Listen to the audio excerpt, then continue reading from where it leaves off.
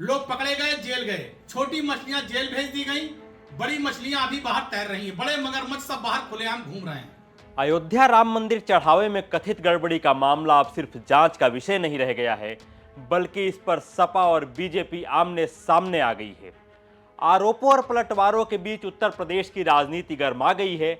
एक तरफ BJP Samajwadi party पर गंभीर सवाल खड़े कर रही है, तो वहीं दूसरी तरफ सपा बीजेपी पर झूठी राजनीति करने का आरोप लगा रही है।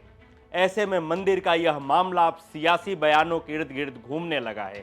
दरअसल बीजेपी के प्रवक्ता अजय आलोक ने पिछले दिनों दावा किया कि राम मंदिर जन्मभूमि में कथित गबन मामले में आरोपियों शामिल रामाशंकर यादव, टिन्नू यादव की बातचीत समाजवादी पार्टी के राष्ट्रीय अध्यक्ष अखिलेश यादव से एक नहीं कई बार हुई है।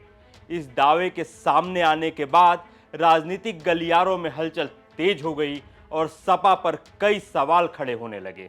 हालांकि बीजेपी के इन आरोपों पर समाजवादी पार्टी ने भी तीखा पलटवार किया। सपा नेता और पूर्व मंत्री पवन पांडे ने अजय आलोक के बयान को पूरी तरह से गलत और भ्रामक बताया और उन्होंने बीजेपी पर भी आरोपों की झड़ी लगा दी। जय सिया राम। मर्यादा पुरुषोत्तम प्रभु श्री राम के सभी मानने वालों, पूरी देश दुनिया में प्रभु श्री राम में आस्था रखने वाले लोगों, लगातार अयोध्या मर्यादा पुरुषोत्तम प्रभु श्री राम का मंदिर डकैती, चोरी, लूट, ट्रस्ट में बैठे हुए लोग और ट्रस्ट के गुर्गों के कारण पूरी दुनिया में आज कलंकित हुआ है। जो इनकी परंपरा थी लूट की, डकैती की, वो इन्होंने पूरी दुनिया के सामने साबित कर दिया। समाजवादी पार्टी के राष्ट्रीय अध्यक्ष माननीय अखिलेश यादव जी ने इस मुद्दे को उठाया कि मंदिर में लूट हो रही है, डकैती हो रही है, चढ़ावा चोरी हो रहा है, गुप्त दान चोरी हो रहा है। लोग पकड़े गए, जेल गए, छोटी मछलियां जेल भेज दी गई, बड़ी मछलियां अभी बाहर तैर रही हैं, बड़े मगरमच्छ सब बाहर खुलेआम घूम रहे हैं। यह बात भारतीय जनता पार्टी, संघ और विहिप के नेताओं को बहुत बुरी लग रही है कि समाजवादी पार्टी के नेता ने इनकी डकैती और चोरी खोल दिया। दिन भर राम की नाम की माला जपने वालों ने ही राम मंदिर में डकैती कर ली। दिन भर राम के नाम को जपने वालों ने ही राम के आभूषण चुरा लिए। राम के नाम को दिन भर जपने वालों ने ही राम की मर्यादा को तार तार किया। अब उसमें एक अभियुक्त है टुन्नू यादव। अब पूरी भारतीय जनता पार्टी, जिसकी परंपरा है झूठ बोलने की, जो ऊपर से लेकर नीचे तक झूठ बोलने की परंपरा है भारतीय जनता पार्टी में, संघ में, विहिप में, अब उसके तहत ये लोग सोशल मीडिया पर और अन्य जगहों पर इनके प्रवक्ता ये बता रहे हैं कि 900 से ज्यादा बार अखिलेश यादव, टुन्नू यादव की बात हुई, दिन में इतनी बार बात होती थी, अखिलेश यादव के कहने पर टुन्नू ने यह किया। मैं अयोध्या का एक छोटा सा समाजवादी पार्टी का कार्यकर्ता कह रहा हूं, मुझसे आज तक टुन्नू यादव नहीं मिले हैं। हमारी टुन्नू यादव से आज तक फोन पर कोई वार्ता नहीं हुई है। मैं भारतीय जनता पार्टी के नेताओं, संघ विहिप के नेताओं को चुनौती देके कह रहा हूं, अगर आप में दम है, आप ओरिजिनल है, डुप्लीकेट नहीं है, तो साबित करिए, निकालिए वो सीडीआर जिसमें अखिलेश यादव जी और टुन्नू यादव की बात हुई हो।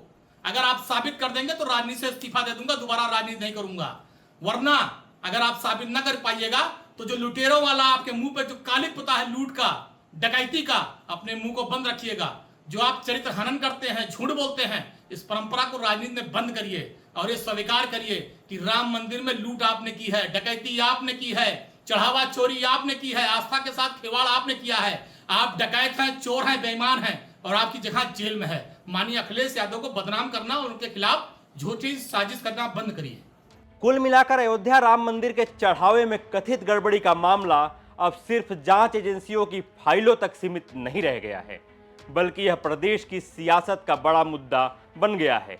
सपा के राष्ट्रीय अध्यक्ष अखिलेश यादव लगातार सोशल मीडिया पोस्ट और सार्वजनिक मंचों के जरिए सरकार पर सवाल उठा रहे हैं, तो वहीं बीजेपी विपक्ष पर राजनीति करने का आरोप लगाते हुए पलटवार कर रही है। आरोपों और पलटवारों के बीच प्रदेश का सियासी पारा लगातार चढ़ा हुआ है। दूसरी ओर जांच एजेंसियां भी इस मामले की तह तक जाने में जुटी हैं। अब तक इस मामले में 8 आरोपियों की गिरफ्तारी हुई है और पूछताछ का सिलसिला जारी है। साथ ही अनुकल्प मिश्रा और लवकुश मिश्रा के बीच हुई चैट हिस्ट्री से मिले कथित सुरागों को जांच का अहम हिस्सा माना जा रहा है। सूत्रों के मुताबिक कुछ चैट्स में रकम के कथित बंटवारे को लेकर बातचीत सामने आई है, जिसकी गहन पड़ताल की जा रही है। शुरुआती चैट की जांच में 2 करोड़ रुपए से अधिक के कथित हेरफेर की बात सामने आई है, जिसकी पुष्टि के लिए जांच एजेंसियां सबूत जुटा रही हैं।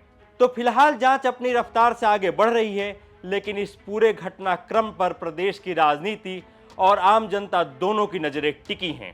ये खबर आप देख रहे थे मेरे यानी वेंकटेश के साथ। ऐसी ही खबरों के लिए देखते रहिए यूपी तक। शुक्रिया।